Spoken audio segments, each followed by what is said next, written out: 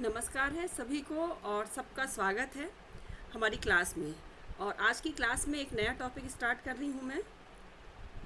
Topic का नाम है अंधा युग। सबने सुना होगा, बहुत प्रसिद्ध नाटक है धर्मवीर भारती जी का, जो नेट के सिलेबस में लगा हुआ है। और ये नाटक बच्चों बहुत मामलों में अलग है ना। आप कहेंगे मैडम हर को, क्योंकि हर एक में कुछ ना कुछ अलग खास बात होती है, विशेषता होती है, इसलिए ये नाटक की विशेषता मैं बता देती हूँ। सबसे पहली बात तो ये नाटक जो है गीति नाटक है। इसमें जो संवाद है गीत के रूप में है, ठीक है। सबसे अलग विशेषता तो यही होगी कि गीति नाटक है। दूसरी विशेषता ये होगी बच्चों, इसमें धर्मवीर भारती जी ने ना युद्ध की विभीषिका को बहुत बेहतरीन तरीके से दिखाया है। भले इसमें महाभारत का प्रसंग लिया है उन्होंने, लेकिन ये द्वितीय विश्व युद्ध के बाद की जो विभीषिका थी उसको उन्होंने एक मार्मिक रूप से यहाँ प्रस्तुत किया है कि युद्ध किसी के लिए भी हितकारी नहीं होता। ठीक है, चलिए मैं अपनी बातें थोड़ा सा रोक के अब मैं चलती हूँ, क्लास की तरफ ही चलती हूँ, प्रस्थान करती हूँ। तो सबसे पहले इसके प्रकाशन वर्ष की बात हो जाए तो ये 1955 भी दिखाई देता है और कहीं 1954 भी। तो 54 और 55 आपको जहाँ लगे वहीं टिक लगाइएगा। वैसे 55 प्रायोरिटी पे दीजिएगा और 55 नहीं है तो 54 है ना, या फिर 54 प्रायोरिटी दीजिएगा। दोनों चीज़ें एक साथ नहीं आएंगी, है ना, क्योंकि किसी बुक में 54 लिखा होता है, किसी में 55 लिखा होता है।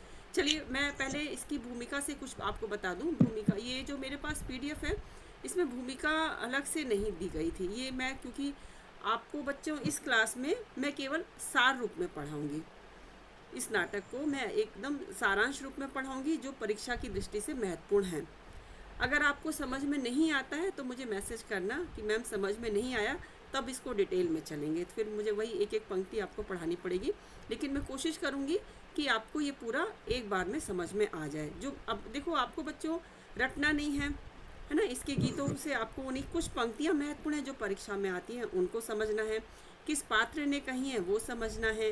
कथा वस्तु क्या है ये देखना है। तो परीक्षा के पॉइंट ऑफ व्यू से जो महत्वपूर्ण है वो मैं अभी आज डिस्कस करूँगी और कहानी भी एकदम अच्छे से समझ में आ जाएगी, इसका मैं विश्वास दिलाती हूँ। चलिए तो मैं अब शुरू करती हूँ। कुछ भूमिका जो मेरे पास नोट्स में पड़ी हुई है मैं आपको इसलिए एक ओरली बता देती हूँ, फिर पीडीएफ शुरू करेंगे। देखो, अंधा युग में धर्मवीर भारती जी स्वयं लिखते हैं कि ये कदापि न लिखा जाता, यदि उसका लिखना न लिखना मेरे वश की बात रह गई होती। इस कृति का पूरा जटिल वितान जब मेरे अंदर से उभरा तो मैं असमंजस में पड़ गया। थोड़ा डर भी लगा कि इस अभिशप्त भूमि पर एक कदम भी रखा कि फिर बचकर नहीं लौटूंगा। ये कथन स्वयं उन्होंने कहा है भूमिका में, है ना। और ये कभी कभी पूछ लिया जाता है। आप इसको एक दो बार और सुन लेना, क्योंकि रिकॉर्डिंग आपके पास शेयर कर दी जाएगी। ठीक है, आगे बताते हैं। पर एक नशा होता है। कैसा नशा होता है? देखिए, एक नशा होता है अंधकार की गरजते महासागर को, चुनौती को स्वीकार करने का, पर्वताकार लहरों से खाली हाथ जूझने का, मतलब अनमापी गहराइयों में उतर जाने का, और फिर अपने को सारे खतरों में ढालकर आस्था के प्रकाश के, सत्य के, मर्यादा के कुछ कर्मों को बटोर कर बचा कर धरातल तक ले जाने का। इस नशे में इतनी गहरी वेदना और इतना तीखा सुख घुला मिला है कि उसके आस्वादन के लिए मन बेबस हो उठता है, और उसी की उपलब्धि के लिए यह कृति लिखी गई, बता रहे हैं। आगे कहते हैं भारती जी की एक स्थल पर आकर मन का डर छूट गया था। कुंठा, निराशा, रक्तपात, प्रतिशोध, विकृति, कुरूपता, अंधापन, इनसे हिचकिचाना क्या, इन्हीं में तो सत्य के दुर्लभ कण छिपे हुए हैं। तो इसमें क्यों निडर होकर धंसूं, इसमें धंसकर भी मैं मर नहीं सकता। हम न मरे मरी है संसारा, ये कथन महत्वपूर्ण है। हम न मरे मरी है संसारा। ये यहाँ पे धर्मवीर भारती जी स्वीकार करते हैं कि एक समय पे आकर उनका जो मन का डर था वो समाप्त हो गया था। पर नहीं, संसार भी क्यों मरे। मैंने जब वेदना सबकी भोगी है तो जो सत्य पाया है वह अकेले मेरा कैसे हुआ। एक धरातल ऐसा भी होता है जहाँ निजी और व्यापक का बाह्य अंतर मिट जाता है और वे भिन्न नहीं रहते। कहीं दत्त भिन्न न भिन्न, मतलब अपना और संसार का भेद जो है समाप्त हो जाता है। तो यह तो व्यापक सत्य है जिसकी निजी उपलब्धि मैंने की है, उसकी मर्यादा इसी में है कि वह पुनः व्यापक हो जाए। धर्मवीर भारती। तो ये कथन जो मैंने अभी आपको सुनाया ये उन्होंने भूमिका में लिखा था। इसकी भूमिका बहुत कम पीडीएफ में पाई जाती है, मैंने नोट की थी तो इसलिए आपको मैंने पढ़ के सुना दी। ठीक है, मैंने रटी नहीं है भाई, पढ़ के ही सुनाई है। ठीक, तो अब चलते हैं अंधा युग के बारे में, महत्वपूर्ण पॉइंट्स आपको बता दूं। देखिए, प्रकाशन आप जहाँ पीडीएफ में देख पा रहे हो 1954 लिखा हुआ है, कोई बात नहीं है ना, 54 और 55 में कंफ्यूज मत होना, कहीं कहीं 55 दिया रहता है, कहीं 54 है। अंक हैं इसके 5। हाँ, और एक नई विशेष बात जो इसमें और है वो ये कि इसमें जो अंक हैं उनका नामकरण किया गया है, शीर्षक दिया गया है उनको, है ना। अभी तक हमने पिछले 4 नाटक जो पढ़े हैं 5, उनमें यही पढ़ा है कि अंक पहला स्थान दे दिया, लेकिन इसमें अंकों का नामकरण किया गया है, तो इस मामले में भी ये अलग है। तो इसमें 5 अंक हैं, और 5 अंक के अलावा इसमें 3 चीज़ें और भी हैं। क्या? पहला है इस शुरुआत में स्थापना, फिर इंटरवल जैसा होता है अंतराल, और उसके बाद कंक्लूजन जो निकाला जाता है ना, समाप्ति, उसके बाद है समापन। ठीक है, 5 अंकों के साथ ही साथ इनके अलावा कह सकते हो ये 3 चीज़ें भी हैं, शुरुआत में स्थापना, फिर अंतराल और फिर समापन। क्लियर हो रहा है? चलो, अभी नहीं हुआ होगा तो आगे हो जाएगा। देखो, सबसे पहले इसकी शुरुआत होती है स्थापना से। स्थापना का नाम, मतलब स्थापना में उसके नाम को अंधा युग ही कहा गया है। ठीक है, सबके इसमें एक प्रश्न बच्चों नेट में हमेशा आता है, क्या कि अंक बता देते हैं, पहला, दूसरा, तीसरा, चौथा, और उसके बाद उसके नाम आपको मैच करने रहते हैं। तो अंकों के नाम आप याद से समझ लो, समझ के याद रखो, जैसा भी है। ठीक है, देखो, पहले स्थापना का नाम है अंधा युग, जो नाटक का नाम है वही अंधा युग। फिर पहले अंक का नाम है कौरव नगरी। कौरव नगरी से शुरू होता है, मैं कहानी की तरह आपको समझा देती हूँ। दूसरा अंक है पशु का उदय। कौरव नगरी में पशु का उदय होता है। तीसरा अंक है अश्वत्थामा का अर्धसत्य। तो तीसरे अंक में हम देखते हैं कि अश्वत्थामा जो अपने आधे सत्य को समझ जाता है। कहानी समझ जाएंगे, कौरव नगरी में पशु का उदय हुआ, अश्वत्थामा का अर्धसत्य सामने आया। इसके बाद फिर आ जाता है अंतराल। अंतराल मतलब इंटरवल। अंतराल का नाम है पंख, पहिए और पट्टियाँ। चौथा अंक है गांधारी का श्राप। पांचवा अंक है विजय, एक क्रमिक आत्महत्या, और उसके बाद समापन हो जाता है प्रभु की मृत्यु के साथ। क्लियर हो रहा है? एक बार फिर से समझाऊं। सबसे पहले मतलब नाटक शुरुआत होती है नाटक की, तो उसको कहा गया स्थापना, अंधा युग। नाटक का टाइटल दे दिया गया अंधा युग। ठीक है, उसमें गीत वगैरह सब हैं। फिर पहला अंक शुरू होता है कौरव नगरी से। दूसरे अंक में पशु का उदय हो जाता है। तीसरे अंक में अश्वत्थामा का अर्धसत्य सामने आता है। तो अर्धसत्य सामने आया मतलब आधा सत्य छिपा हुआ है, तो तभी आ जाता है इंटरवल। ठीक है, इंटरवल का नाम है अंतराल।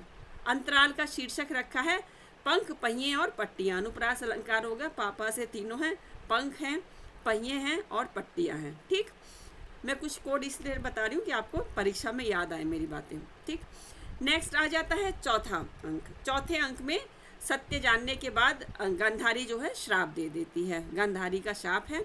और पांचवा अंक जो होता है, विजय तो होती है लेकिन एक क्रम से आत्महत्या में बदल जाते हैं। ठीक है, आत्महत्या हो जाती है, आत्महत्या कर लेते हैं। क्या ऐसे कुछ भी समझ लो कि पांचवें अंक में विजय होती है लेकिन आत्महत्या का अंजाम क्या होता है, आत्महत्या होती है।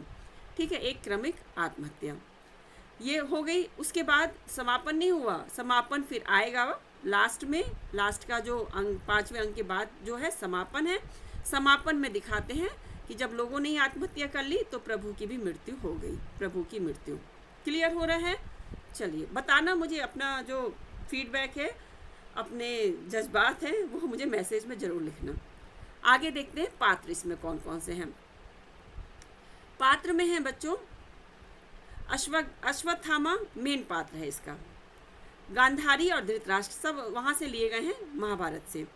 विदुर हैं, युधिष्ठिर हैं, कृपाचार्य हैं, युयुत्सु हैं, कृतवर्मा हैं, संजय है, और ये वृद्ध है, वृद्ध याचक है, प्रहरी है, बलराम है, व्यास मुनि है, और फिर प्रहरी है। प्रहरी 1 और प्रहरी 2 करके यहाँ पे दिखाई देते हैं।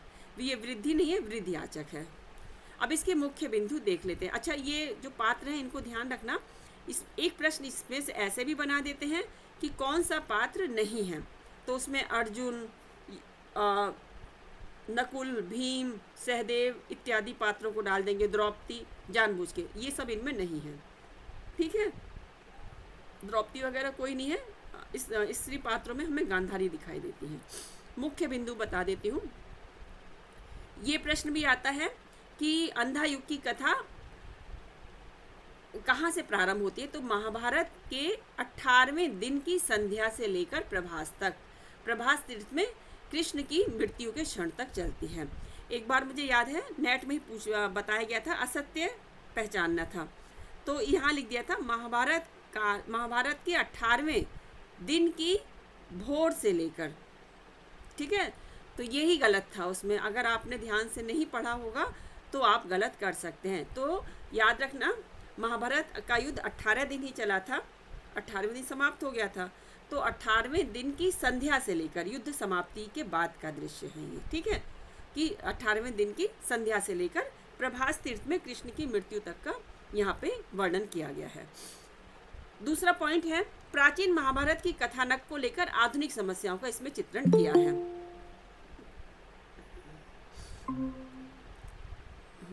थोड़ा सा लेट हुए हो, कोई बात नहीं, समझ में आ जाएगा क्योंकि आप लोगों ने पहले पढ़ा हुआ है। तो हमारे यहाँ अंधा युग चल रहा है ठीक है, अंधा युग नाटक पढ़ाया जा रहा है।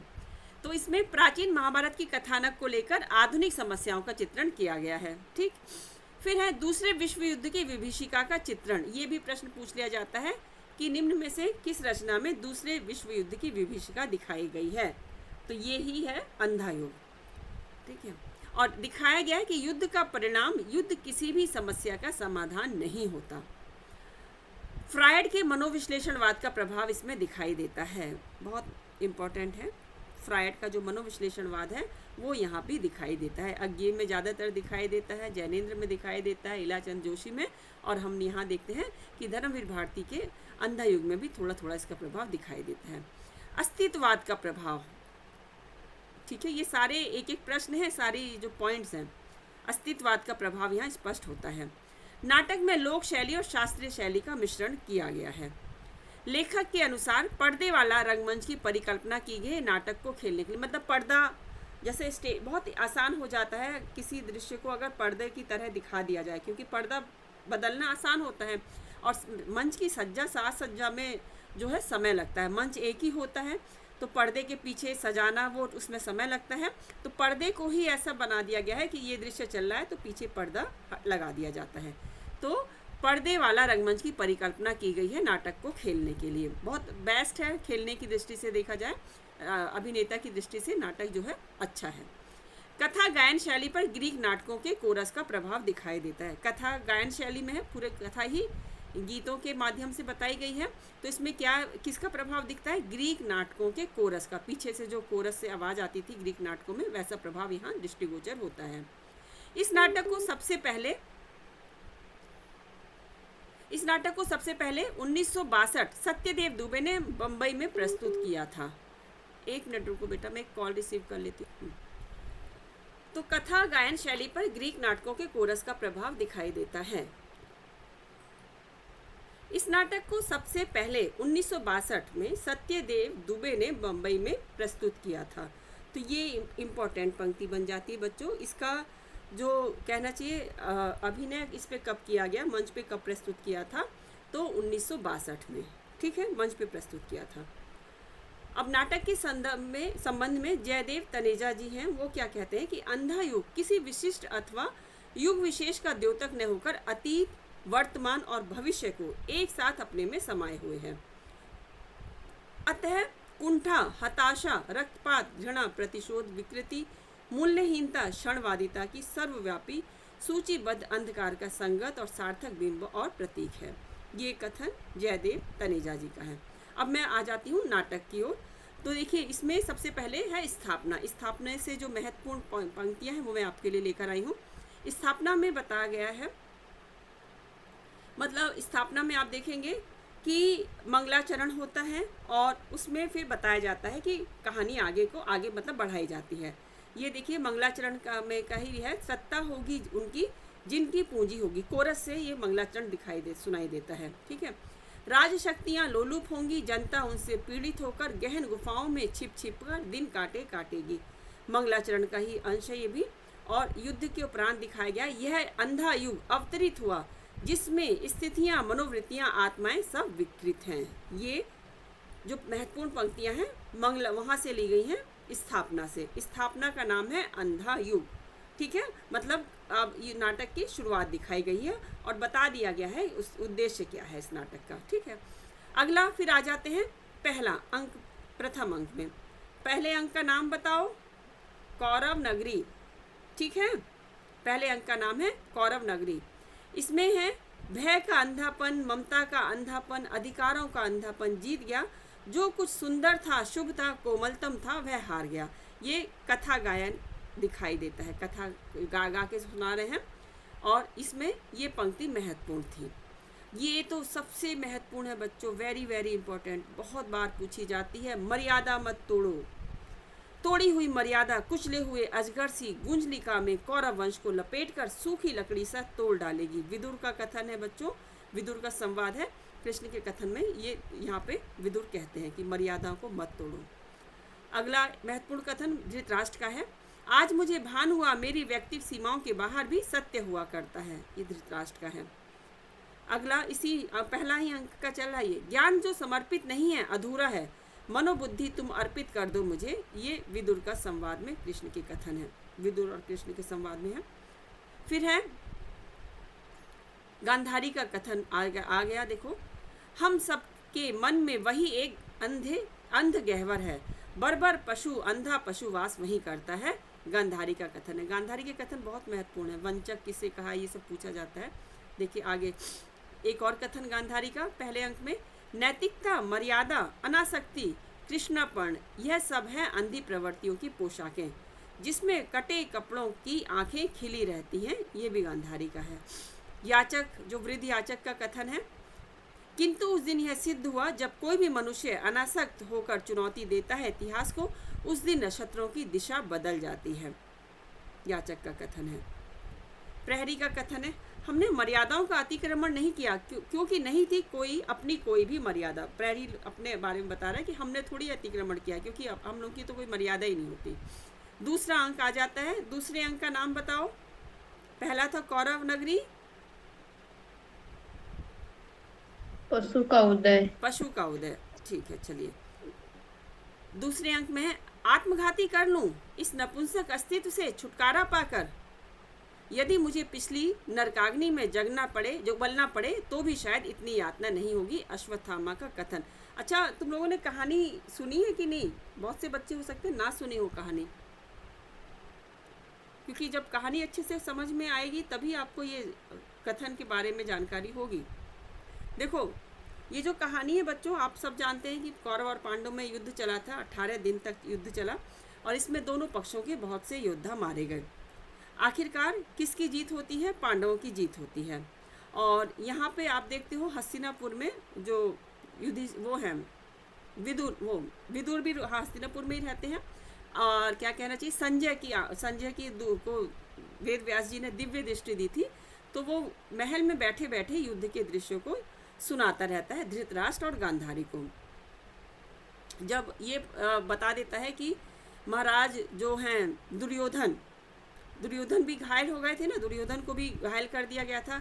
और उसके बाद आपने बाद में ये भी जानते हैं कि दुर्योधन और भीम का गदा युद्ध हुआ था, जिसमें क्या कहना चाहिए कि दुर्योधन को नीति विरुद्ध जाकर उसको हत्या कर देते हैं भीम, है ना, जंघा पे वार करके।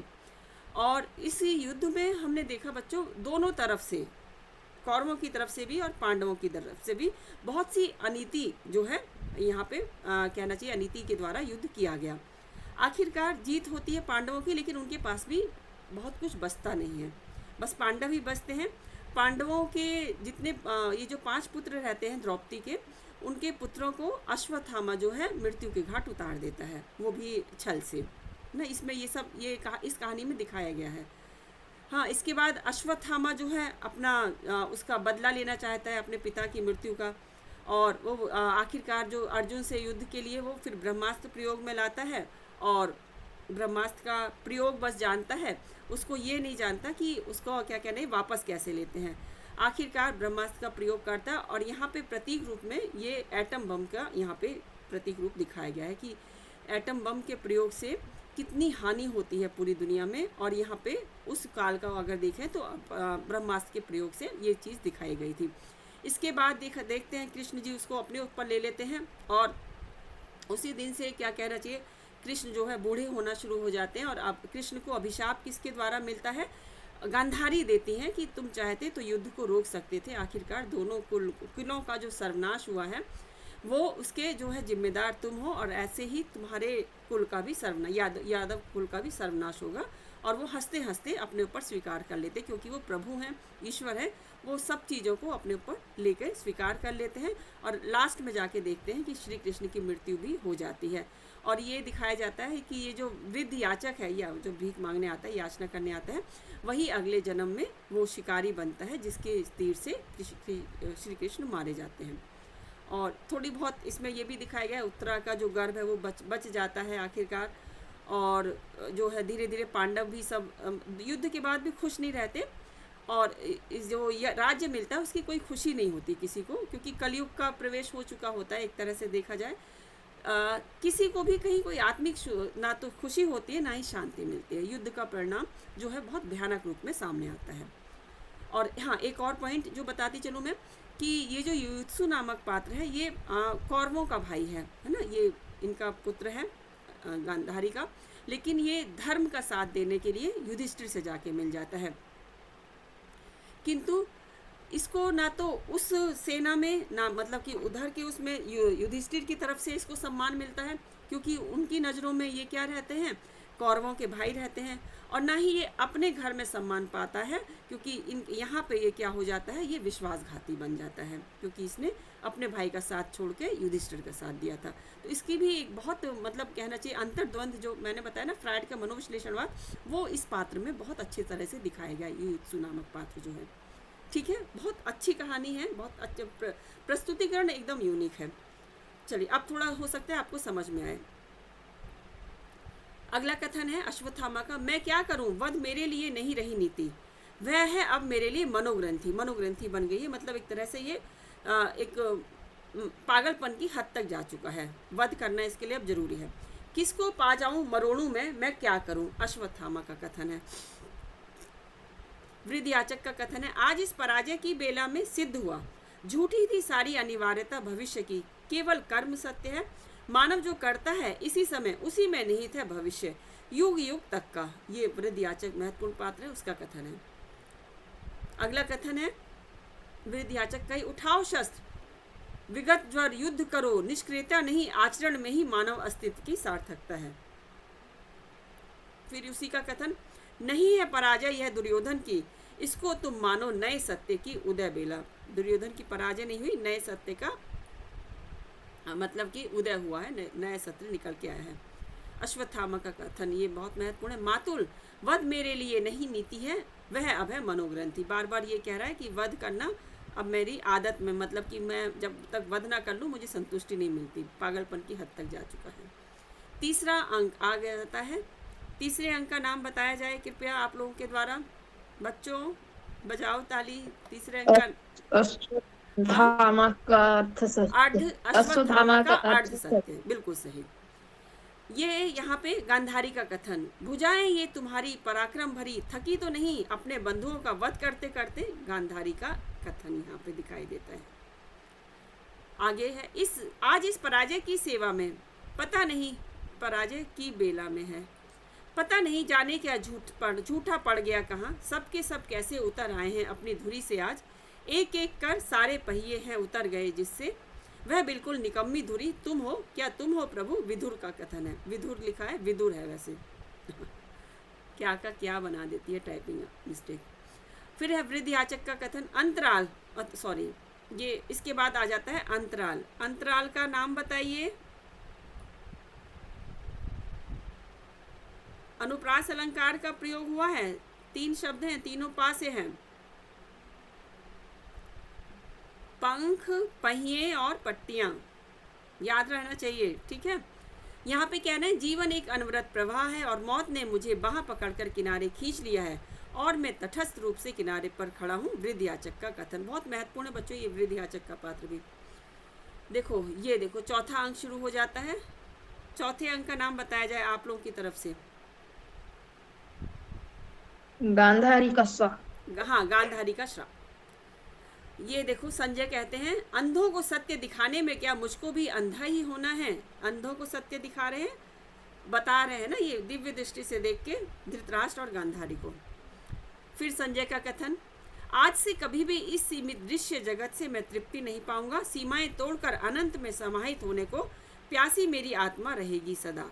ये भी इन्हीं का कथन है। फिर संजय का कथन, 18 दिनों का लोमहर्षक संग्राम है, मुझको दृष्टि देखकर और लेकर चला गया। दृष्टि दी और लेके चला गया। फिर युत्सु आ जाता है, जिसने किया हो खुद वध उसकी अंजलि का तर्पण स्वीकार किसे होगा भला। युत्सु का कथन है, मुझको है ज्ञात रीति केवल आक्रमण की, पीछे हटना मुझको या मेरे अस्त्रों को मेरे पिता ने नहीं सिखाया। अश्वत्थामा का कथन है, ब्रह्मास्त्र का प्रयोग कर देता है लेकिन इसको नहीं आता कैसे वापस लिया जाता है। कवच या मिथ्या था, केवल स्वयं किया हुआ मर्यादित आचरण कवच है जो व्यक्ति को बचाता है। विदुर का वेरी इंपॉर्टेंट कथन है ये, है ना। फिर है 18 दिनों के इस भीषण संग्राम में, ये तो श्री कृष्ण का वो कथन है कि 18 दिनों के इस भीषण संग्राम में कोई नहीं, केवल मैं ही मरा हूँ। करोड़ों बार, जितनी बार जो भी सैनिक भूमिशाई हुआ कोई नहीं था, वह मैं ही था। मतलब हर किसी में तो ईश्वर ही समाये हुए हैं। तो ये कृष्ण का कथन है, तो समझ में आ जाता है। बंधु दुर्योधन, जिसको देखते हुए तुम कितने भाग्यशाली थे कि पहले ही चले गए, बाकी बचा मैं, देखने को अंधियारे में निर्निमेष में भावी अमंगल युद्ध। युधिष्ठिर का कथन है। फिर है कृपाचार्य का कथन, यह आत्महत्या होगी प्रतिध्वनित। इस पूरी संस्कृति में, दर्शन में, धर्म में, कलाओं में, शासन व्यवस्था में आत्मघाती होगा बस अंतिम लक्ष्य मानव का। ये उनके गुरु कृपाचार्य जी कह रहे हैं। जीवन भर में अंधेरे के अंधियारे में भटकता रहा हूँ।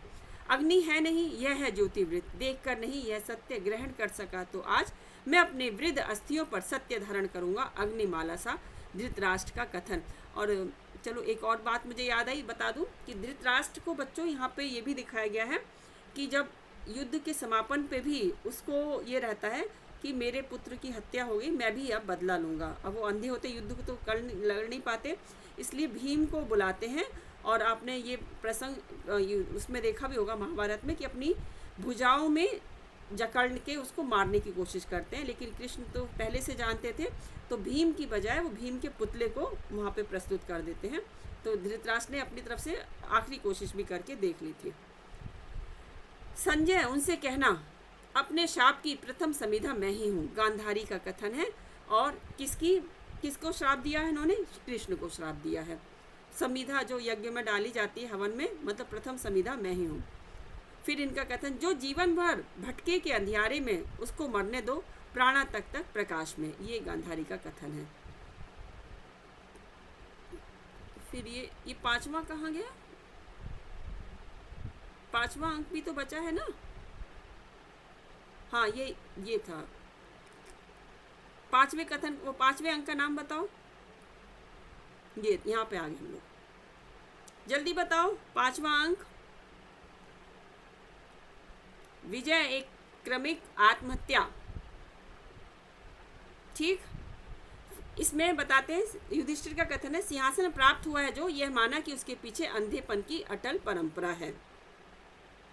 बंधु दुर्योधन, ये तो मैं पढ़ चुकी हूँ, है ना। कितने भाग्यशाली थे कि पहले ही चले गए। मैं बचा हूँ क्या देखने के लिए? देखने को अंधियारे में निर्निमेष के भावी अमंगल युद्ध को। फिर वही आत्महत्या की बात आ गई। यह आत्महत्या होगी प्रतिध्वनित। इस पूरी संस्कृति में, दर्शन में, धर्म में, कलाओं में, शासन व्यवस्था में आत्मघाती होगा बस अंतिम लक्ष्य मानव का। कृपाचार्य का कथन है। धृतराष्ट्र का कथन आपने देख ही लिया। जीवन भर में अंधे के अंधियारे में भटकता हूँ। अग्नि है नहीं, यह है ज्योतिवृत्त। देख कर नहीं, यह सत्य ग्रहण कर सका तो आज मैं अपने वृद्ध अस्थियों पर सत्य धारण करूंगा। अग्निमाला सा। संजय, उनसे कहना अपने शाप की प्रथम समिधा मैं ही। बहुत बहुत इंपॉर्टेंट कथन है बच्चों ये गांधारी का। बस जो जीवन भर भटके के अंधियारे में उसको मरने दो, प्राणा तक का प्रकाश में गांधारी का कथन। इसके बाद आ जाता है समापन, और समापन का नाम रखा गया है प्रभु की मृत्यु। श्री कृष्ण की मृत्यु हो जाती है इसमें। मुझको मत बाहें दो फिर भी मैं घेरे रहूंगा तुम्हें, मुझको मत नयन दो फिर भी देखता रहूंगा मैं, मुझको मत पग दो लेकिन तुम तक मैं पहुंच कर रहूंगा प्रभु। संजय का कथन है। फिर संजय का ही कथन, जीवन भर रहा मैं निरपेक्ष सत्य, कर्मों में उतरा नहीं, धीरे धीरे खो दी दिव्य दृष्टि। फिर है आस्था नामक यह घिसा हुआ सिक्का अब मिला अश्वत्थामा को। बाद में उसको भी प्रभु में आस्था हो जाती है, लास्ट में एकदम जाके, जिसे नकली और खोटा समझकर मैं कूड़े में फेंक चुका हूँ बरसों पहले। युत्सु का कथन है। ये प्रेत बन जाता है। अंधे युग में जब जब शिशु भविष्य मारा जाएगा ब्रह्मास्त्र से, तक्षक डसेगा परीक्षित को, या मेरे जैसे कितने युत्सु कर लेंगे आत्मघात, उनको बचाने कौन आएगा। युत्सु का कथन है, तो समझ में आ भी रहा है। अश्वत्थामा क्या कहते हैं, मैं हूँ अमानुषिक अर्ध सत्य, तर्क जिसका है घृणा और स्तर पशुओं का है। फिर इन्हीं का कथन है, अंधा युग पैठ गया था मेरी नस नस में, अंधी प्रतिहिंसा बन जिसके पागलपन में मैंने क्या किया, केवल अज्ञात एक प्रतिहिंसा। अश्वत्थामा का कथन। फिर लास्ट में युत्सु का कथन, होती होगी वधिकों की मुक्ति प्रभु के मरण से, किंतु रक्षा कैसे होगी अंधे युग में मानव भविष्य की, प्रभु के इस कायर मरण के बाद। प्रभु के मरण के बाद युत्सु का ये कथन है। तो ये थी बच्चों अंधे युग की कहानी मैंने समझा दी है। जो महत्वपूर्ण कथन थे वो भी बता दी हैं। हाँ, जो बच्चे पहली बार ये देख रहे होंगे उनको लगेगा कि क्या है, कहीं कोई कथन ऐसा डायलॉग नहीं है, है ना, सब कविता के माध्यम से ही है, क्योंकि ये गीति काव्य है बच्चों। चलिए मुझे अपना बताना आपको कैसा लगा। महत्वपूर्ण जो थे 1954 और 55, आप इसका सन नोट कर लीजिए। द्वितीय विश्व युद्ध के बाद का जो विभीषिका थी उसको यहाँ पे उन्होंने नाटक के माध्यम से प्रस्तुत किया है। बहुत ही सुंदर नाटक है, बहुत प्रस्तुतिकरण इसका गजब का हुआ था जब यहाँ पे मंच पे खेला गया था, और आलोचकों ने भूरी भूरी प्रशंसा की है इस नाटक की। धर्मवीर भारती वही हैं जिनकी कहानियाँ हमने पढ़ी हैं, जो सिलेबस में लगे हुए हैं ना। 1962 में इसका मंचन किया गया था, और धर्मवीर भारती जी को आपने कहानियों में पढ़ा है और आपने उपन्यास में भी पढ़ा है। अब ये इस यूनिट में भी आप इनको पढ़ रहे हो, तो मैं बताती चलूँ या याद दिलाना पड़ेगा। तमस उनका उपन्यास था, और कहानी इनकी दो लगी हुई थी। कौन कौन सी? चीफ की दावत, और एक और है, कौन सी कहानी इनकी और लगी हुई है? अमृतसर आ गया। अमृतसर आ गया, वेरी गुड। चलिए, तो यही भारती जी हैं। तो मैं समझती हूँ अब मुझे ये क्लास बंद करनी चाहिए। आज की क्लास मुझे समापन करना चाहिए। समापन ठीक है। स्थापना हुई, स्थापना के बाद हमने देखा अंतराल आया, और अब समापन। ठीक है, चलिए अगली क्लास में फिर मिलेंगे। और अभी मैं बस वीडियो वो कर रही हूँ बच्चों क्लास, अभी मैं आपसे बातें करूँगी। ठीक है, तो ऑनलाइन वाले बच्चों जो भी वीडियो देख रहे हैं, यूट्यूब वाले बच्चों, आपकी क्लास इतनी ही। आपको समझ में नहीं आया होगा तो बताना, मैं इसको पूरा भी पढ़ा सकती हूँ। चलिए बाय बाय।